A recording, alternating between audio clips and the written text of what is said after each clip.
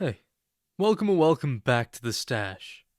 Spider-Man's Rogues Gallery is legendary, but hidden between the Green Goblin's tragedies and Dr. Octopus's schemes, there are stories that time has almost completely buried. Stories where Peter Parker faces villains who were here one day and gone the next. And the Amazing Spider-Man issues 127 and 128 are, in my opinion, exactly that. A tale of murder, mutation, and a brand new Vulture who would appear only once. It's a strange little Bronze Age oddity, one that begins with death at Mary Jane Watson's doorstep and spirals into a nightmare that tests Peter's rage, resilience, and responsibility.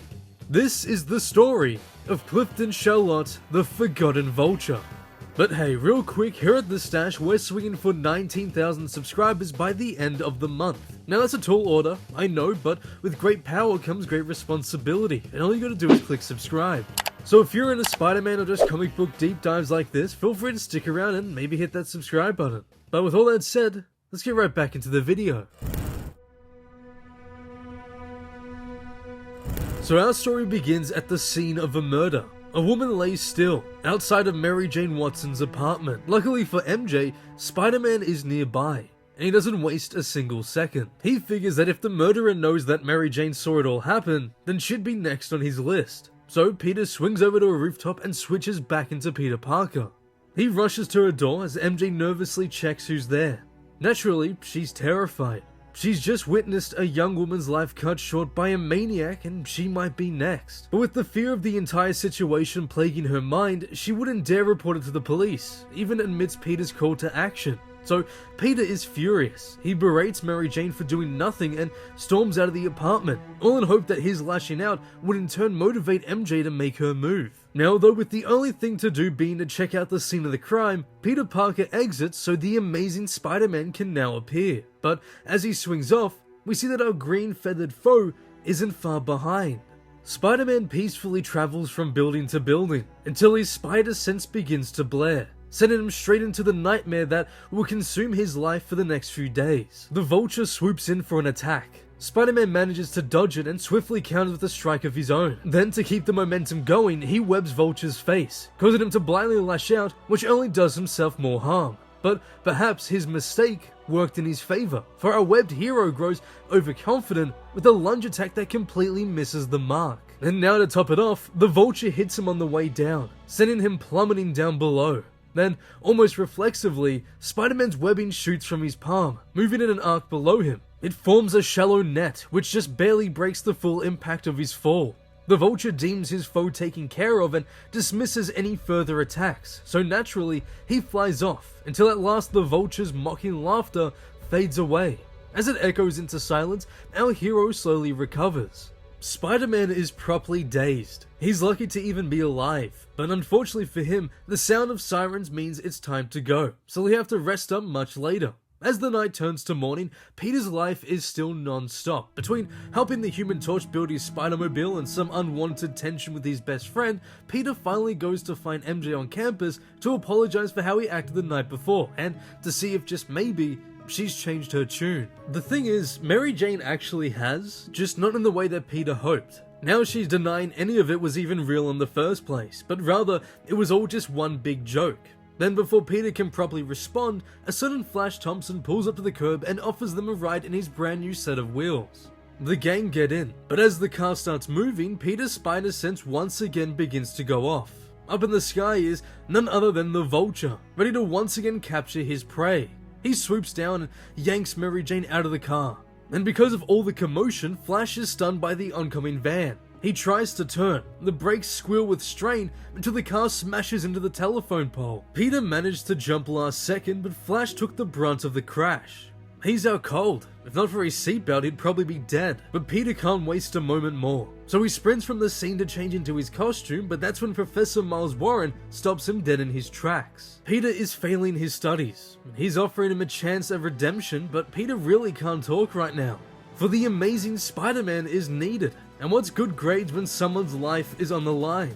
And so in an alley not far away, the determined Spider-Man appears, ready to find the Vulture and stop this nightmare once and for all. As he starts to close the distance, Vulture mentions how he's the second surprise for him today, a detail we'll come back to later. But then, as a desperate move, he drops Mary Jane. she falls fast. She falls like Gwen Stacy. Peter can't let Mary Jane die. Peter can't fail again. And so, making up for his past haunting errors, he saves MJ from her doom and places her gently on the ground. Spider-Man is furious. He tells Mary Jane everything will be okay, but inside, he swears it, even if it will mean the Vulture's death. Then as our hero swings into the morning sky seeking his winged foe, he begins to wonder why the Vulture was even on the campus in the first place. He admitted during their encounter that finding both MJ and Spidey there was a shock, so his reasoning must have been for something else.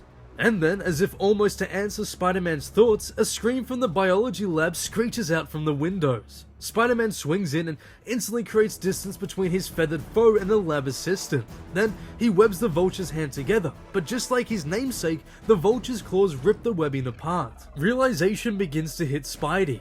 Vulture has changed. His hands have claws, the suit he's wearing is no longer just a costume, but truly a part of him. But then suddenly, without warning, Spider-Man and the Vulture crash out of the window, all the while the lab assistant makes a break for it. Outside, the two are fiercely locked in battle until Spidey's webbing once again gets the better of the Vulture. This time though, the police are involved. They throw a restraining net and capture both of the colourful figures. But no mere net is worthy a match for the Vulture. He flings it off and mistakenly takes Spider-Man up into the sunny sky. Finally though, he removes the webs covering his eyes and is furious by the sight of the wall crawler. So he does the unthinkable.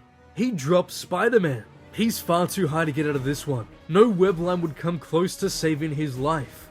Looks like this time, Spidey's luck may have finally run out. Spider-Man falls faster and faster. The momentum becomes greater with each passing second. He must do something, and something quick, but what on earth is he even supposed to do? Suddenly, a crazy idea arises. It's not the best one, but it's the only one he's got. So, as a last-ditch Hail Mary, he unleashes as much webbing as possible down below. It must work. It has to work. Eventually, he lands under the bed of webbing he's created. The line strained beneath the weight and pressure of his body, but through it all, he's done it. He's saved himself from a death that seems certain, and unfortunately for our hero, there's no more time to waste. Quickly, he switches back into Peter Parker and checks out the laboratory to see if he can find the reason Vulture wanted that girl. As he looks around, a certain Dr. Shallot sneaks up behind him by accident. The doctor is merely just trying to clean some of the mess. Peter apologizes about the tension in the room and then goes off to the registration office to look for more answers. Once there, he digs into the files. Within the drawer, he finds two profiles. One for Christine Moreau and the other for Gloria Jenkins. They look very similar. In fact, they're practically twins. But also, they're roommates. Soon after a painful visit at the Daily Bugle, Peter is certain of two things. One, he's walking a tightrope with J. Jonah Jameson, and two, the original Vulture is still in prison, which means the person they're dealing with is someone they've never seen before. Spidey knows he's close, but he still needs some more clues to fully put the puzzle together. So then he drops in on an informant he occasionally roughs up who gives him a location to visit, because whoever this Vulture is was seen messing around the waterfront. Upon reaching there, Peter goes back into his civilian clothes to stay more inconspicuous. It doesn't take long for him to hear the groans of a beaten man either. He turns fast and rushes over. Also, he can find another victim of the Vulture. He's alive but seriously injured, and it looks like the feathered criminal has had just enough of Peter's meddling in his affairs. And so without warning, he lunges at him and takes Peter into the sky until without a second thought, he drops him into the river. Anyone else would have died from the impact, but luckily Peter has a guardian angel firmly watching over him. Soon after, Peter has made a few lame excuses and manages to leave the waterfront. He calls for a cab. He's got to get back to Mary Jane and quick. Luckily, like most New York cab drivers, Myron Fesberg is more or less a gregarious man, and during the course of the ride from the waterfront to Mary Jane's apartment, he listens with interest to the edited summary of Peter Parker's troubles, and because of it all, he plans to wait by the curb for Peter and MJ. Pete then rushes inside, but as he goes through the door, he bumps into the janitor of the building, who all but confirms his suspicions. He reveals that Christine and Gloria were always trading clothes, and that sometimes it was basically impossible to tell who was who. Now with that said, Peter almost knows all the answers he's been looking for. He meets with Mary Jane, who has finally changed her mind about her inaction. She plans to tell the police, but she wants to do it alone. Peter, however, is having none of it. She's in danger and he's taking her there himself. The two go into the cab waiting, but as they go off through the quiet streets of New York, Peter's words of warning truly turn into reality. For the menacing Vulture attacks their car. He then wastes no time on the follow-up as he kidnaps Mary Jane Watson, but unbeknown to him that a certain wall crawler is about to halt his plans once more. Spider-Man leaps in and grabs a hold of MJ, desperately trying to get her away from the Vulture's cold grasp. And after the feathered figure realizes that going after Mary Jane is pointless in this moment of time, he flies off into the distance. Spidey thankfully knows what he's doing.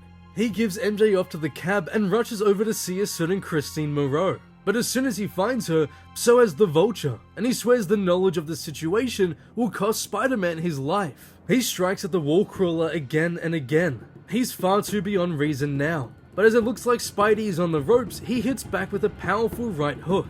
The two are locked together, unable to break free from their grasp as crucial words bounce back and forth. Then suddenly, hidden within his spider belt, Spider-Man forces the Vulture to take a capsule.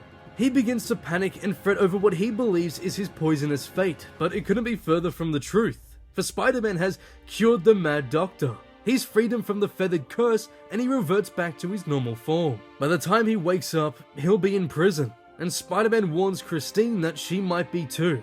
Sweat begins to drip down as she asks him what he means by that. Spider-Man then explains it all. He explains the solved mystery of the entire thing. Christine and Dr. Shallot were involved in a biomutation project. A project that involved the winged outfit of the real Vulture, which she requisitioned from the State Prison Authority.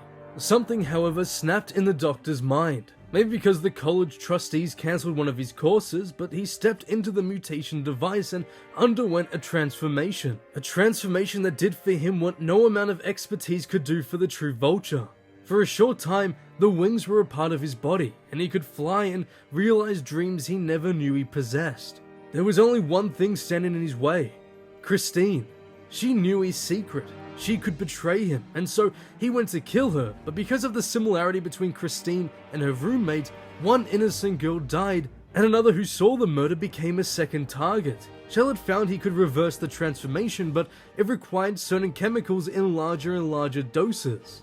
Finally, no longer able to buy the chemicals, probably because his research budget ran out, he took to stealing them.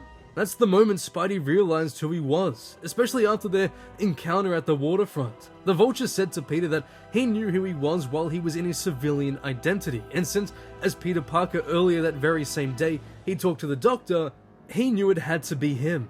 Then, after explaining it all to Christine, he gives her a question of her own.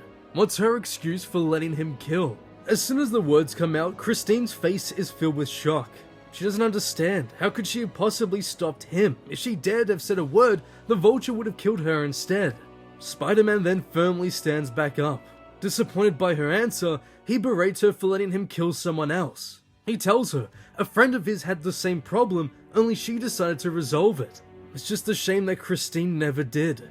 Because as Spider-Man says, if you help guys like him with your silence, then there really isn't very much difference between a murderer and those who merely stand by and do nothing.